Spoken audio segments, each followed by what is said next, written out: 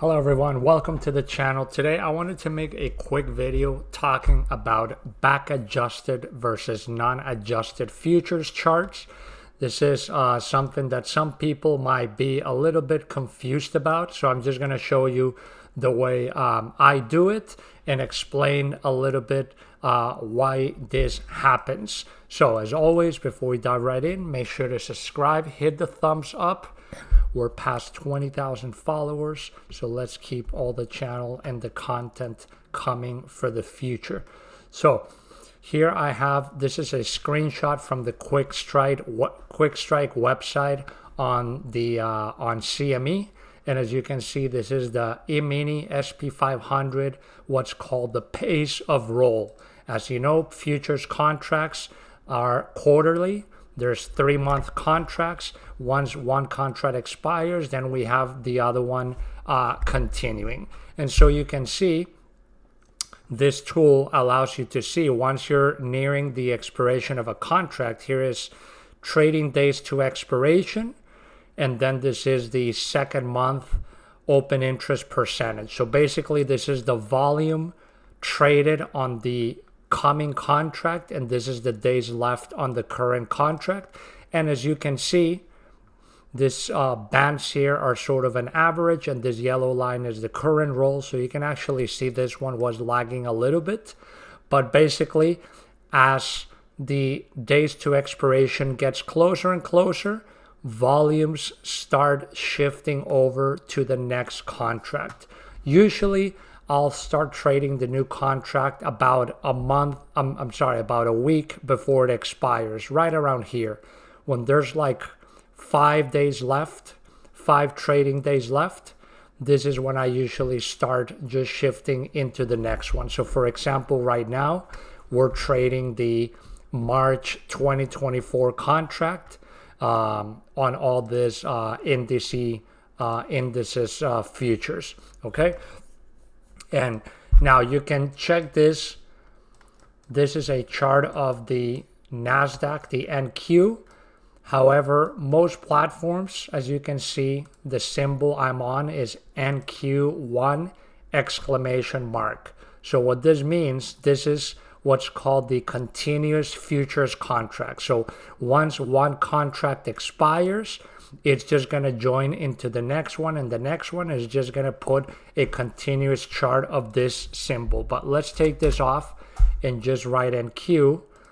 And if we expand here, you can see how we have the current contract, March 2024, because obviously the December 23 already expired a couple of weeks ago.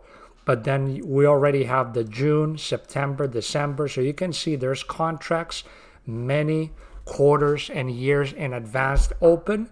But if we go, for example, into the June, you can see how the chart looks, because obviously not a lot of people are going to be trading something that's so far ahead. Mostly, as you know, in futures, they use a lot as a hedge for traders. So maybe they need to set up a hedge on a market in 9 months time, 12 months time, etc. So that's why we have all those future contracts. But you can see right here, there was pretty much almost no traded volume here on the June 2024 when we were trading the June 23.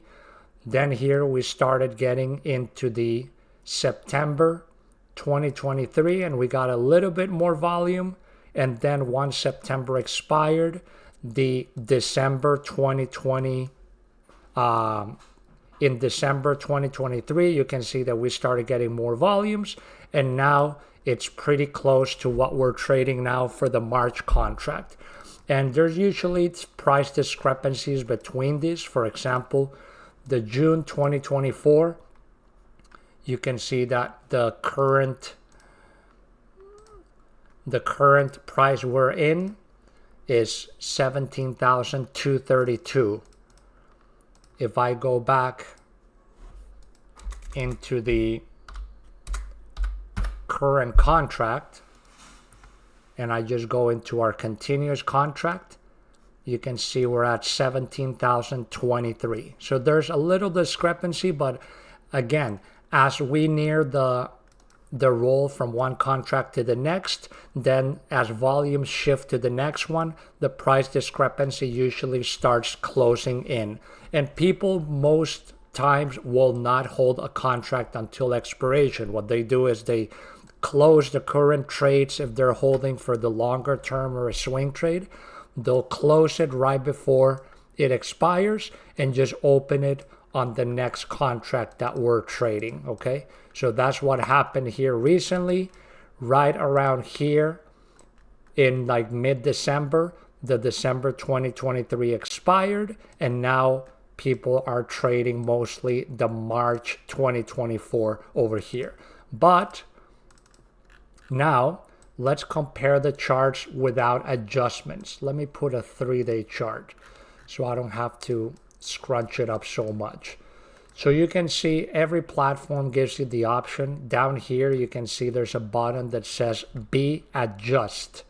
That's back adjusted, and you can click it on and off. So look at this here. If I have this as back adjusted, you can see that according to this, we have not reached a new all-time high. And it says here that the all-time high we reached on 22 November 2021 was 17,700. But if we take off the adjustment, you can actually see that the real high that we got on November of 2021 was 16,767.50, and that we just made in December a new all-time high at 17,165.25. Okay, so again, I'm just going to click it, and you can just pay attention back here and see how the all-time high changes depending if we back adjust. What this adjusts is that when we move from one contract into the next, there's usually some kind of gap between the closing price of one quarter and the opening price of another. Right here, if you click on settings, events, you can see here it says continuous contract switch, and I have it enabled. This little purple markers on the bottom, this marks every time we had a rollover for a new contract. And you can see if we don't adjust this, you can see how, for example, on this ones, we usually have some kind of gap.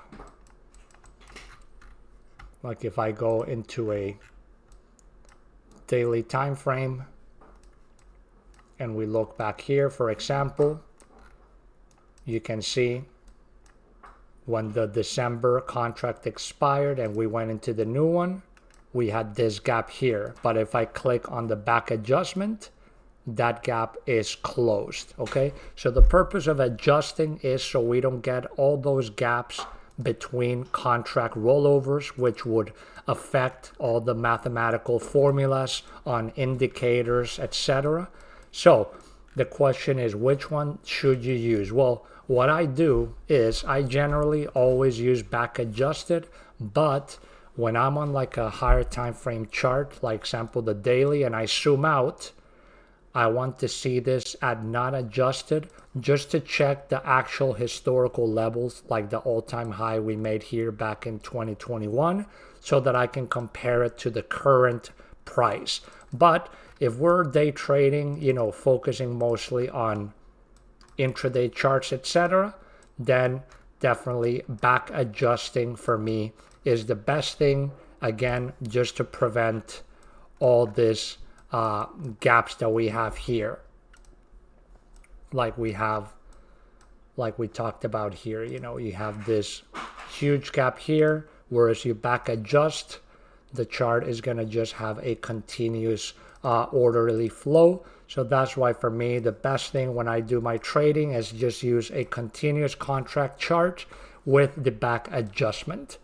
Okay, hope this video has been helpful. Any question, comments, leave them below. Make sure to subscribe, and I'll see you all in the next video.